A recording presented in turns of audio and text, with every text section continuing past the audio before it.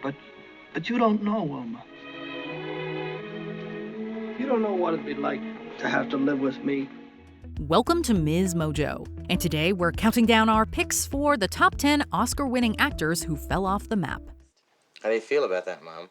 For this list, we're looking at people who had relatively lower visibility in the mainstream after winning the Academy Award for acting. Some of these performers can still come back in a big way, but a sizable gap will remain in their filmography. Which Oscar winner would you like to see more of? Let us know in the comments. Number 10. Monique, Precious. This stand-up was primarily known for her comedy chops before delivering a towering performance as Precious Jones's cruel mother. Precious!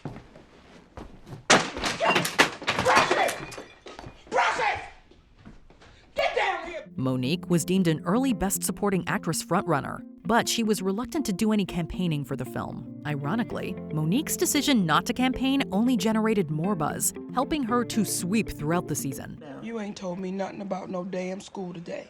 In her Oscar acceptance speech, Monique thanked the Academy for putting the performance before politics. Politics still played out behind the scenes, though, as Monique accused Oprah Winfrey, Lee Daniels, and Tyler Perry of subsequently blackballing her. This may explain why Monique has only appeared in a handful of projects since, although she's re-teaming with Daniels for the horror film The Deliverance.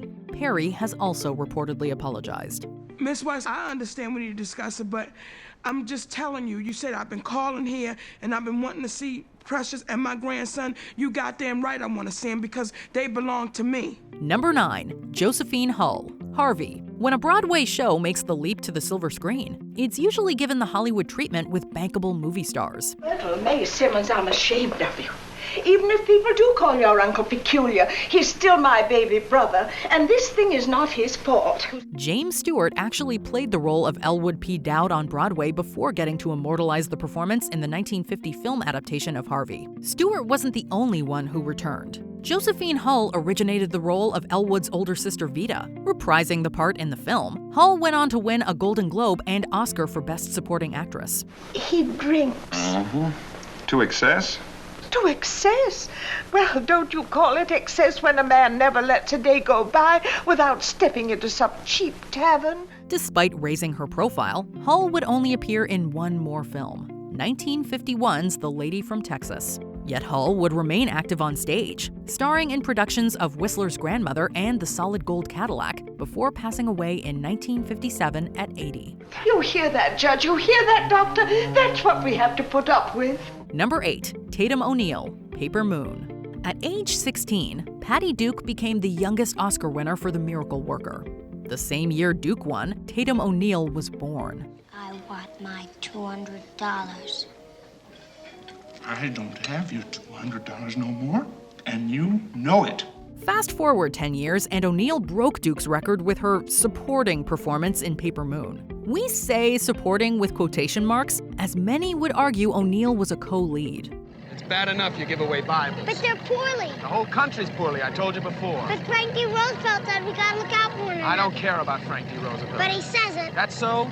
Regardless, O'Neal remains the youngest competitive winner almost 50 years later, although the Oscar has loomed over her career. While O'Neal continued to star in films throughout her youth, her screen presence became more infrequent as she entered adulthood. O'Neal's life has sadly been riddled with substance use issues and family tragedy. In 2020, she endured a 6-week coma and almost fatal stroke due to an overdose. She thankfully survived, but O'Neal was diagnosed with aphasia. I woke up in a coma without any words, without anything. I didn't know where I was, and nobody could figure out what was going to go on, if I was going to die or if I was going to live. Number 7. Roberto Benigni, Life is Beautiful. Caneve in mezzo ai nani. Risolvi questo enigma cervellone nel tempo che ti dà la soluzione. Many were surprised to see Roberto Benigni win the Best Actor Oscar for this bleak yet hopeful dramedy. They were even more caught off guard when an overjoyed Benigni walked over the seats to the stage. While the Italian comedian has appeared in a few Hollywood productions, this Oscar-winning turn seemed to be his Western breakthrough. In 3 casi si perdono tutti i punti. Li perdono 1. Quelli che si mettono a piangere. 2. Quelli che vogliono vedere la mamma. 3. Quelli che hanno fame e vogliono la merendina. However, Benigni wouldn't direct himself in another lead role until 2002's Pinocchio. which won him multiple Razzies. After that, Benigni popped up on screen every few years, usually starring in indie fare. You know my mother? Do I know your mother? Yeah? No. He essentially played himself in 2003's Coffee and Cigarettes and a clerk-turned-celebrity in 2012's To Rome with Love. Strangely, his most high-profile role since winning the Oscar was as Geppetto in another version of Pinocchio. Number 6, Gene Hackman, The French Connection and Unforgiven. Over 20 years after winning Best Actor for his heroic performance as Jimmy Popeye Doyle, Gene Hackman picked up the Best Supporting Actor Oscar for his villainous turn in Unforgiven. All right, gentlemen. He's got one barrel left. When he fires that, take out your pistols and shoot him down like the mangy scoundrel he is. Hackman continued to demonstrate his range in The Birdcage and The Royal Tenenbaums. Outside of a couple of narration gigs, though, he hasn't acted since 2004's Welcome to Mooseport. You're on.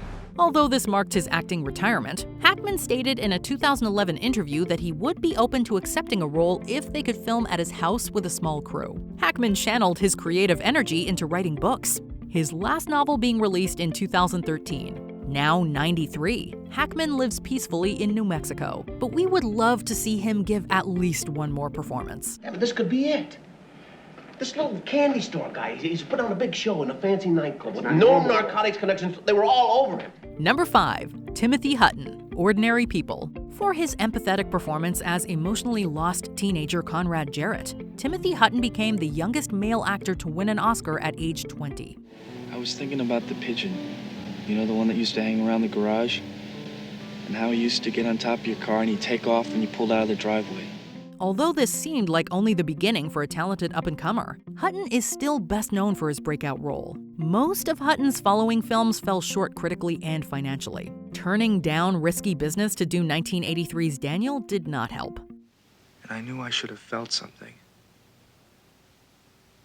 But I don't know what to feel. By the 21st century, Hutton was more visible on the small screen, starring in Leverage for 5 seasons. He was set to return in the revival Leverage Redemption, but Hutton got dropped when Sarah Johnson accused him of committing assault decades earlier. While the case was closed with no charges filed, Hutton hasn't appeared in a movie or show since. Well, listen, I wanted to say something about the other night. I mean, I liked being with you. I didn't like myself. Number 4, Mira Sorvino, Mighty Aphrodite. Diane Keaton, Michael Caine, and Penelope Cruz are just a few performers who won Oscars for their work in Woody Allen films. People often forget to include Mira Sorvino in that lineup. My real ambition is to be on Broadway in a musical. I sing. Taking home Best Supporting Actress for her humorous role as sex worker Linda Ash, Sorvino beat out the likes of Kate Winslet and Joan Ellen. No, it's not the money, Lenny. I don't care about the money. I just wanted to win so badly. Outside of her role in the cult comedy Romy and Michelle's High School Reunion, Sorvino has struggled to find a part as noteworthy as her Oscar-winning turn. This could be attributed to Harvey Weinstein, who Sorvino accused of hurting her career after rejecting unwanted sexual advances. Sorvino's career may be on the upswing, though, as her latest film, Sound of Freedom, performed surprisingly well at the box office. I had a really good time with you tonight. Did you? Yeah. Really? Me too. Number 3, Mercedes Ruehl, The Fisher King. Robin Williams and Jeff Bridges took center stage, but Mercedes Ruehl earned The Fisher King its Oscar-winning status. You know, 2 people could be at a party together, sitting right across from each other and never find each other. Another 2 people could be on opposite sides of the world. Nothing could keep them apart. Receiving Best Supporting Actress for playing outspoken video store owner Anne, Ruehl was on a roll. Only a few months before the Oscars, she won a Tony for her lead performance in Neil Simon's Lost in Yonkers. Just hurt my feelings, both of you. I know that you miss your mother, but that's no reason that you can be disrespectful to me. While she remained prominent on Broadway, Hollywood wasn't kind to Ruehl going forward. The day after winning her Oscar, Ruehl received a telegram from director Terry Gilliam saying, quote, "You'll never work again." She thought he was joking, but Ruehl found it hard to book another film gig, with many assuming she'd want more money. Ruehl was also subjected to ageism, primarily limiting her to maternal roles in films like Hustlers. Does anybody have any allergies? And by this I mean really serious allergies, like life-threatening. Allergies, yeah. Number 2. Richard Dreyfuss, The Goodbye Girl. Richard Dreyfuss is best known for his performances in Spielberg pictures like Jaws and Close Encounters, but The Goodbye Girl turned him into the youngest Best Actor winner at the time. Hi, I think there's been some kind of mistake. I sublet this apartment from this friend of mine, Tony DeForest. He lives here. Despite being at the pinnacle of success, Dreyfuss took a step back from the spotlight as he struggled with substance use and mental health, receiving a bipolar disorder diagnosis later in life. His Oscar-nominated performance in 1995's Mr. Holland's Opus marked something of a comeback, but Dreyfuss's high-profile roles have been few and far between since then. Now, to those of you in our audience who cannot hear, this evening you will be grateful for your hearing difficulties because I am going to sing. Dreyfuss still occasionally makes headlines, although not for the best reasons. In 2017, he was accused of sexual harassment, and in 2023, Dreyfuss stirred controversy upon criticizing the Academy's new diversity guidelines, saying they, quote, make him vomit. What makes you think that something's wrong? Nothing's wrong. You open with Richard III in front of all the New York critics tomorrow night wearing a chartreuse hump on your back. Before we continue, be sure to subscribe to our channel and ring the bell to get notified about our latest videos. You have the option to be notified for occasional videos or all of them. If you're on your phone, make sure you go into your settings and switch on notifications. Number 1. Harold Russell, The Best Years of Our Lives. Harold Russell had no acting experience before this post-World War II drama, but it's hard to imagine anyone else doing justice to the role of Homer Parrish. Oh, go ahead, shake, pal. I won't bite you.